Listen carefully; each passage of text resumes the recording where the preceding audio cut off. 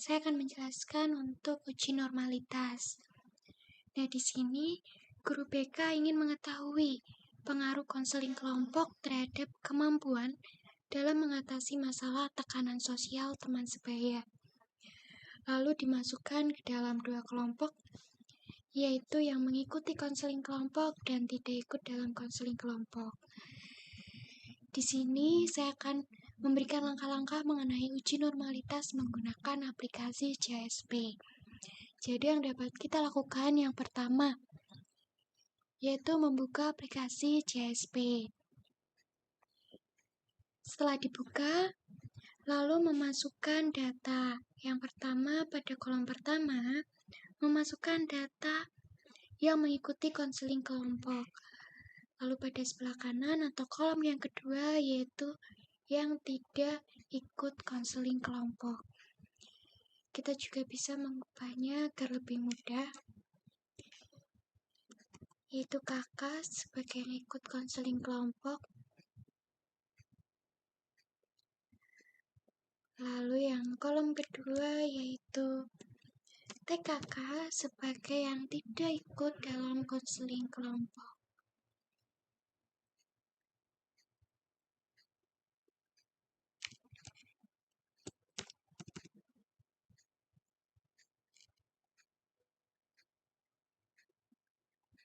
Oke, jika sudah terganti, kita bisa langsung untuk mengikuti langkah-langkahnya. Yaitu yang pertama, klik analyze. Lalu deskriptif statistik.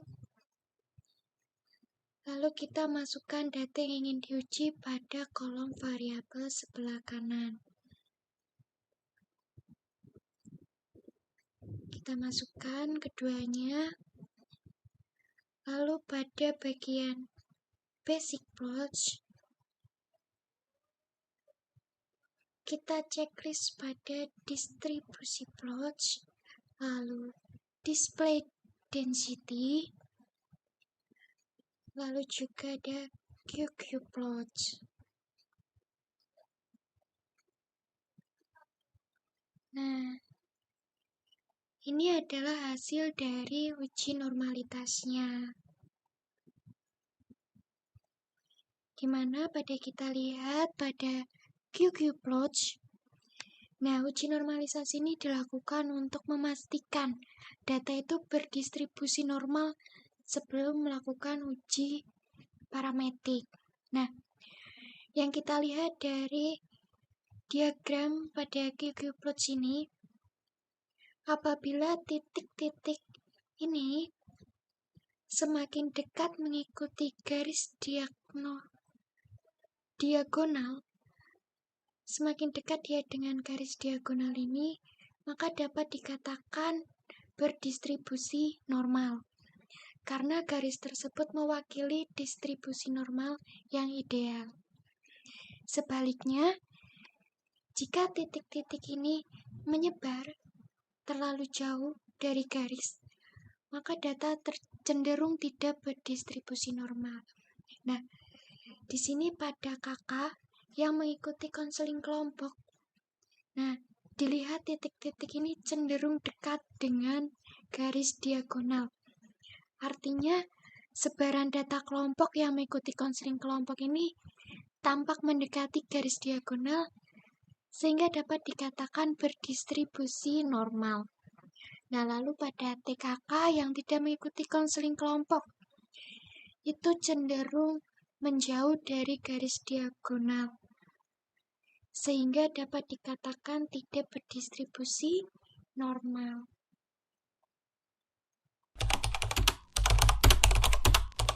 Ya, yang selanjutnya yaitu nomor 3. Saya akan menjelaskan mengenai uji homogenitas dari soal yang sama, yaitu mengenai guru BK ingin mengetahui pengaruh konseling kelompok terhadap kemampuan dalam mengatasi masalah tekanan sosial teman sebaya yang dibedakan menjadi dua kelompok, yaitu yang ikut konseling kelompok dan yang tidak ikut dalam konseling kelompok.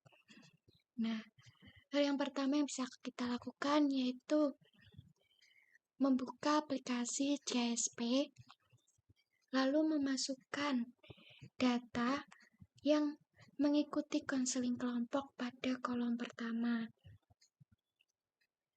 Setelah itu pada kolom kedua, kita tandai dengan angka 1 sebagai label.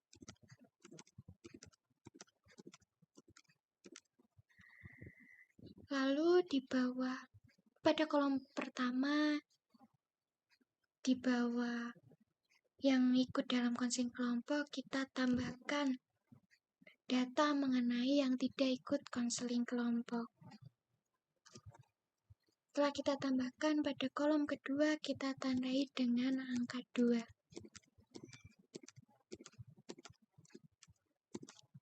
Oke, setelah selesai, lalu kita bisa klik analyze, lalu klik ANOVA, lalu ANOVA. Nah, lalu masukkan kolom variabel 1 ke dependent variable dan kolom 2 pada fixed factor. Setelah itu pada kolom asumsi checks, kita bisa checklist mengenai homogen test. Nah, setelah itu, ini adalah hasil dari uji homogen dari guru BK yang ingin mengetahui pengaruh konseling kelompok terhadap tekanan teman sebaya. Nah, kita dapat melihat pada kolom asumsi checks pada P. Pada P ini terdapat 795 atau 0,795, di mana 0,795 itu lebih besar dari 0,05, yang dimana hasilnya berarti homogen atau sama. Artinya, varians data antara kelompok yang mengikuti konseling kelompok dan yang tidak mengikuti konseling kelompok adalah homogen. Dengan demikian, asumsi homogenitas ini terpenuhi.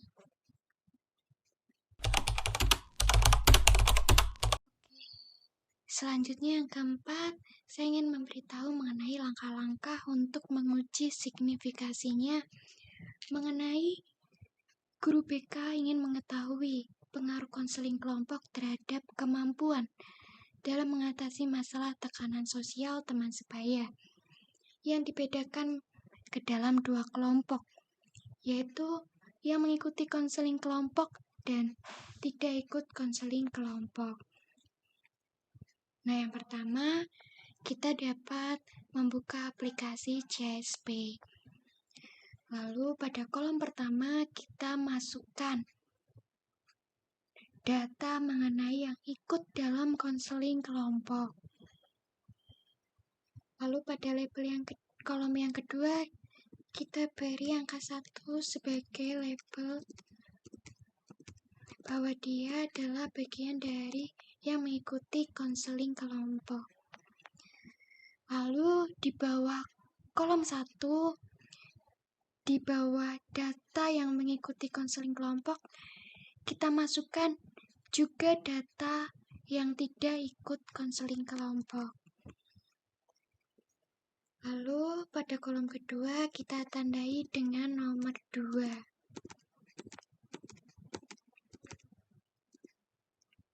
Oke. Selanjutnya kita dapat ke analyze, lalu t-test,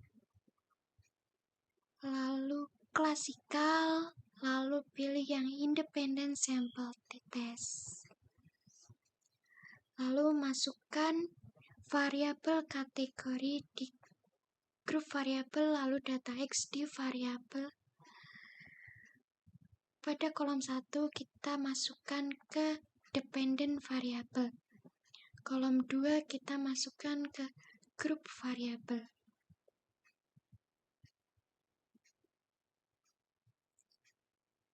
Nah, maka inilah hasilnya mengenai independent sample test. Di mana kita lihat P di sini yaitu 001 atau 0,001. Di mana 0,001 itu lebih kecil dibanding 0,05. Yang berarti HO ditolak dan HA diterima. Artinya, terdapat perbedaan yang signifikan dalam kemampuan mengatasi tekanan sosial teman sebaya antara siswa yang mengikuti konseling kelompok dan siswa yang tidak mengikuti konseling kelompok.